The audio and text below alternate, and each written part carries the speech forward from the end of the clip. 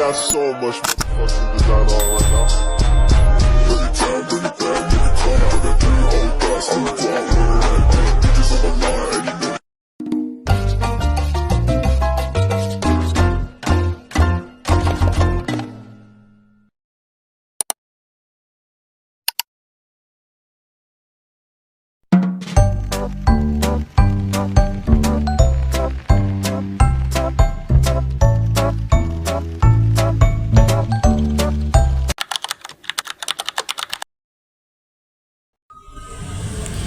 Assalamualaikum warahmatullahi wabarakatuh.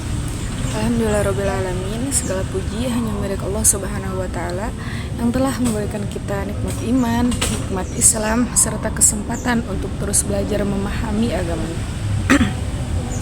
Salawat serta salam semoga senantiasa tercurahkan kepada junjungan kita Nabi besar Muhammad sallallahu alaihi wasallam, kepada para keluarga beliau, para sahabat, tabi'in, tabi'ut tabi'in, dan seluruh umatnya hingga akhir zaman. Pada video sebelumnya, saya sudah membahas materi tentang bentuk-bentuk hadis serta unsur-unsur pokok hadis, mulai dari sanad, matan, rawi, hingga materi. Materi tersebut penting karena menjadi fondasi sebelum kita memahami bagaimana para ulama menilai sebuah hadis. Pada video kali ini, saya insya Allah akan membahas materi yang tidak kalah pentingnya, bahkan bisa menjadi alasan mengapa umat Islam harus terus mempelajari hadis. Materi tersebut adalah kedudukan atau fungsi hadis dalam Islam. Mari kita renungkan sejenak. Ketika ada seseorang yang mengatakan, saya cukup berpegang teguh kepada Al-Quran saja, saya tidak perlu hadis. Nah, menurut Anda, menurut kita, apakah pertanyaan tersebut itu benar? Kalau kita pikirkan lebih dalam, ternyata tidak sesederhana itu. Sebab hampir seluruh praktik ibadah yang kita lakukan hari ini justru kita pelajari dari Rasulullah SAW melalui hadis. Maka dari itu, untuk menjawab persoalan tersebut, mari kita membahas pembahasan kita, yaitu tentang kedudukan hadis.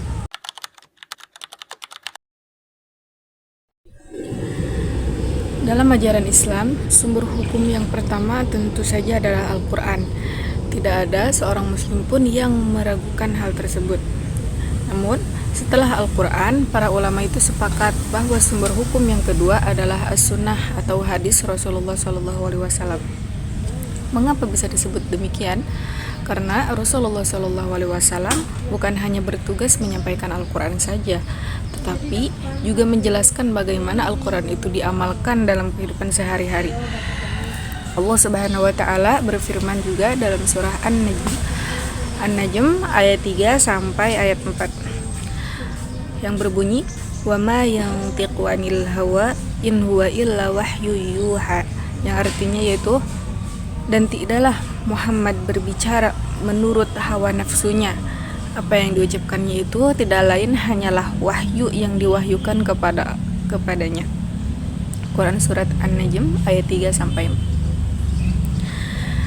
Pada ayat ini menunjukkan bahwa apa yang disampaikan Rasulullah SAW dalam urusan agama bukan hasil pemikiran pribadi, melainkan berada dalam bimbingan wahyu Allah Subhanahu wa Ta'ala. Karena itulah para ulama menjadikan hadis sebagai landasan dalam menetapkan hukum-hukum syariat. Dalil lainnya juga terdapat pada surah An-Nisa ayat 59 yang berbunyi, ya ayyuhalladzina amanu atii'ullaha wa atii'ur rasulahu ulil amri minkum. Artinya yaitu, wahai orang-orang yang beriman, taatilah Allah dan taatilah Rasul serta ulil amri di antara kalian. Quran surah An-Nisa ayat 59.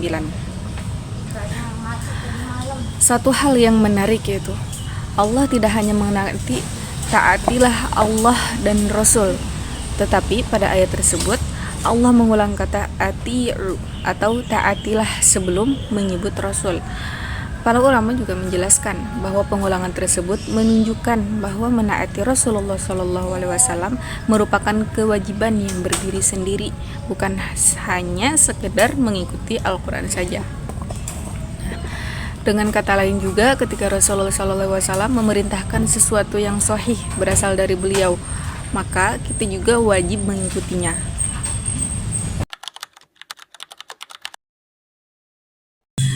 Setelah memahami kedudukannya, sekarang muncul pertanyaan yang berikutnya. Nah, kalau Al-Quran sudah sempurna, lalu apa itu fungsi hadis?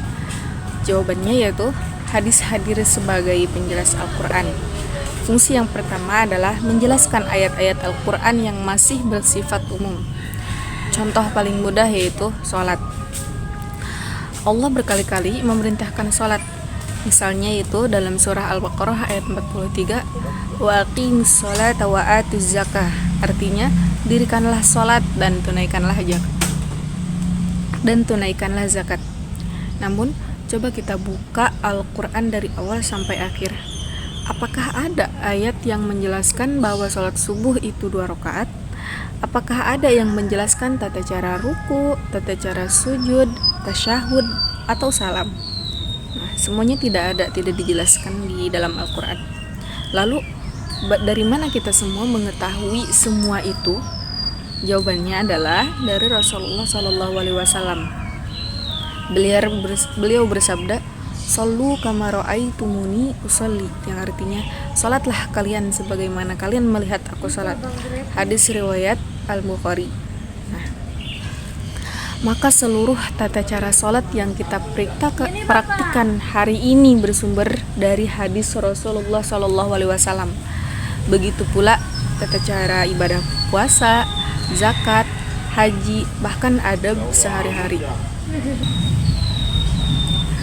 Fungsi hadis yang kedua yaitu untuk menguatkan hukum yang telah ada dalam Al-Quran. Sebagai contoh, Al-Quran memerintahkan kita berbakti kepada kedua orang tua. Kemudian Rasulullah SAW menguatkan perintah tersebut melalui banyak hadis.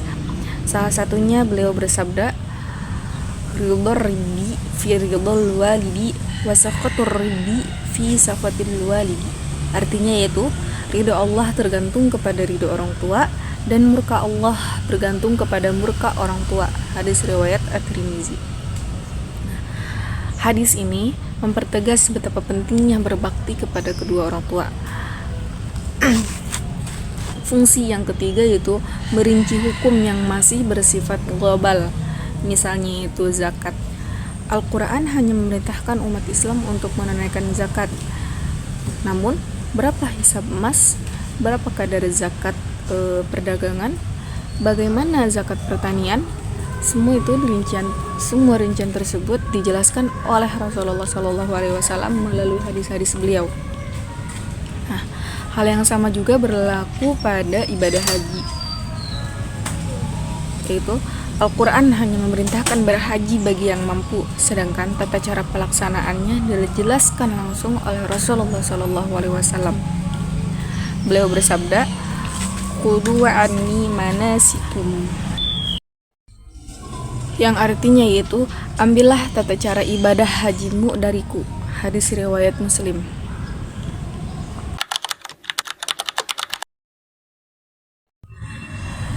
Teman-teman semuanya, dari pembahasan video kali ini saya memahami bahwa Al-Quran dan hadis adalah dua pedoman yang tidak bisa dipisahkan. Nah, Al-Quran memberikan prinsip-prinsip dasar kehidupan, sedangkan hadis menjelaskan bagaimana prinsip-prinsip tersebut diterapkan dalam kehidupan nyata. Karena itulah Allah berfirman dalam surah Al-Hasyr ayat 7, "Wa ma atakumur rasulu fakhudhuh wa ma nahakum anhu fantahu." Artinya yaitu, apa yang diberikan Rasul kepadamu maka ambillah, dan apa yang dilarangnya bagimu maka tinggalkanlah. Quran surah Al-Hasyr ayat 7. Semoga setelah mempelajari materi ini kita semua memahami bahwa mempelajari hadis bukan sekedar mempelajari sejarah, tetapi juga mempelajari petunjuk hidup yang diwariskan Rasulullah SAW kepada umatnya. Mungkin demikian pembahasan yang saya bahas pada video kali ini. Mungkin pada video berikutnya saya akan membahas tentang sejarah penulisan dan kodifikasi hadis, mulai dari masa Rasulullah SAW hingga proses pembukuan hadis oleh para ulama. Wallahu a'lam bishawab. Wassalamualaikum warahmatullahi wabarakatuh.